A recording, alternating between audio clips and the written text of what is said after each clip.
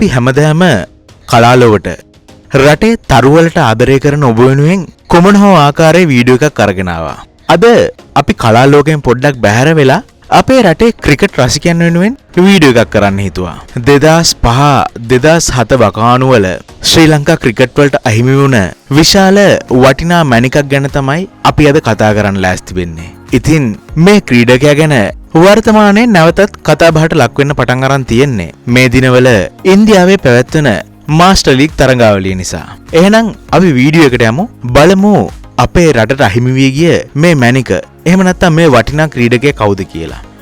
හල්වතුරගේ චින්තක උමේෂ් Jayasinghe Pannipitiya Dharmapala විද්‍යාලයෙන් cricket පටන් ගත්තු ක්‍රීඩකයෙක්. පාසලේ වයස අවුරුදු 13න් 15, 15න් 15, 17න් 15 සහ 19න් 15 යන කණ්ඩායම් සියල්ලෙහිම නායකත්වය දැරීමටත් චින්තකට පුළුවන් වුණා. ඒ වගේම අකණ්ඩව 1994, 95, 95, 96, 96, 97 තරගවාර තුනේදීම පාසල් ක්‍රිකට් පිටියේ ලකුණු 10 සීමාව ඉක්මවමින් වාර්තා පොත් අලුත් කළ චින්තකට ශ්‍රී ලංකා වයස අවුරුදු 19න් 15 කණ්ඩායමේ ස්ථානයක්ද හිමි වුණා. 1995-96 සීසන් එකේදී කොළඹ රාජකීය විද්‍යාලයට එරෙහිව තරඟයක ඉනිම් දෙකේදීම ශතක දෙකක් රැස් කරගෙන වාර්තා පොත් අලුත් කරපු ඒ සිදුවීම අදටත් ක්‍රිකට් දන්න අය කතා වෙන කාරණාවක්. වසරේ පාසල් ක්‍රිකට් ක්‍රීඩකයා ලෙස චින්තක ජයසිංහ සම්මාන ලැබුව විටත් බොහෝ දෙනා හිතුවේ චින්තකට අනිවාර්යයෙන්ම ජාතික කණ්ඩායමේ දොරටු විවර වෙයි කියලා. අගනුවර පාසලක හිටියානම් ඒ අවස්ථාව තවත් වැඩි වෙන්න තිබ්බ කියලා බොහෝ දෙනෙක් ඒ කාලේ කතා වෙලා තිබුණා. පළමු පෙළ තරඟවලදී බ්ලූම්ෆීල්ඩ්, BRC, NCC, චිලව් මේරියන්ස් කියන ක්ලබ් වලට සෙල්ලම් කරපු චින්තක ජයසිංහ පළමු පෙළ තරඟවලද වාර්තා පිහිටවපු සුපිරි ක්‍රීඩකයෙක්. 2008-2009 සීසන් එකේ තරඟාවලියේ වීරයා සම්මානය ලැබෙන්නේත් මේ අපේ කතානායක චින්තක ජයසිංහට. 2010-2011 සහ 2011-2012 යන සීසන් වල වේගවත්ම ශතකය වැඩිම 6 පහර ඇතුළු වාර්තා ලැසක් අලුත් කරන චින්තක ජයසිංහ 2010-2011 ප්‍රීමියර් ලීග් තරඟාවලිය දිනා දෙන්නට බ්ලූම්ෆීල්ඩ් කණ්ඩායමට නායකත්වය පවා ලබා දෙනවා. පළමු පෙළ තරඟ අතරේ ලකුණු 9000 ඉක්මවා යන්නටද චින්තක ජයසිංහ සමත් වෙනවා. ඒ වගේම තමයි පන්දු යවන්නෙක් හැටියට පළමු පෙළ තරඟවල කඩලු 240ක් ලබාගෙන තියෙනවා.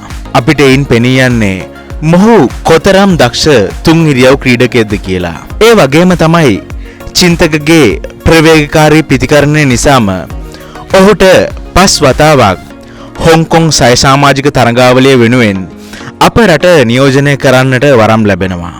ඔහු 2012 ශ්‍රී ලංකා ප්‍රීමියර් ලීග් තරඟාවලිය ජයගත් ඌවනෙක්ස් කණ්ඩායමේ සමාජිකයෙක්. 2009 නාග්පුර් හිදී ඉන්දියාවට එරෙහිව T20 ජාත්‍යන්තර වරම් දිනන චින්තක ජයසිංහ 2010 2020 ලෝක කුසලානය වෙනුවෙන්ද කණ්ඩායමට කැඳවීම ලබනවා.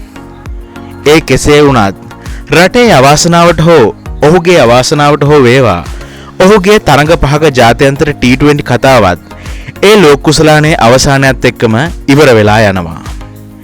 එතනින් පසු කිසිම විටක ජාත්‍යන්තර ක්‍රිකට් දොර චින්තකට විවර නොකරන්නට එදා පාලනාධිකාරිය වග බලා ගත්තේ ඔවුන්ගේ දිගින් දිගටම ෆේල් වෙන සුරතුලුන්ට ඉඩකඩ ලබා දෙන ගමන් වීම දැඩි කතාබහක් ඒ වකවානුවේ ඇති කරා. 2014 චින්තක ක්‍රිකට් වලින් සමු ගන්නවා. දැන් චින්තකට වයස අවුරුදු 45ක්. අපිට ආයේ චින්තකව හම්බුනේ 2021 ඉන්දියාවේ පැවති road safety world series T20 තරඟාවලියේදී. ශ්‍රී ලංකා ලෙජන්ඩ්ස් කණ්ඩායම වෙනුවෙන් ඔහු ක්‍රීඩා කරා.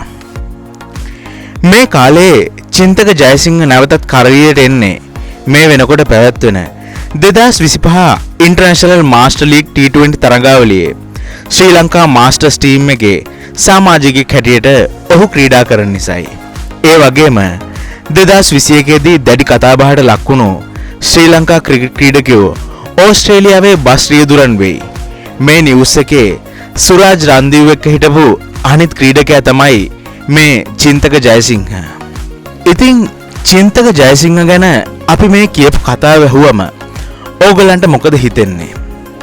අදටත් ලංකාව පුරා දක්ෂ ක්‍රීඩකයෝ ඇති ජාතික කණ්ඩායමට එන්න වරම් නැතුව අද වෙනකොට ලංකාවේ ක්‍රිකට් විශාල පසුබෑමකට ලක්ව තිබෙනවා. චැම්පියන්ස් ට්‍රෝෆි එකත් ඉවර වුණා.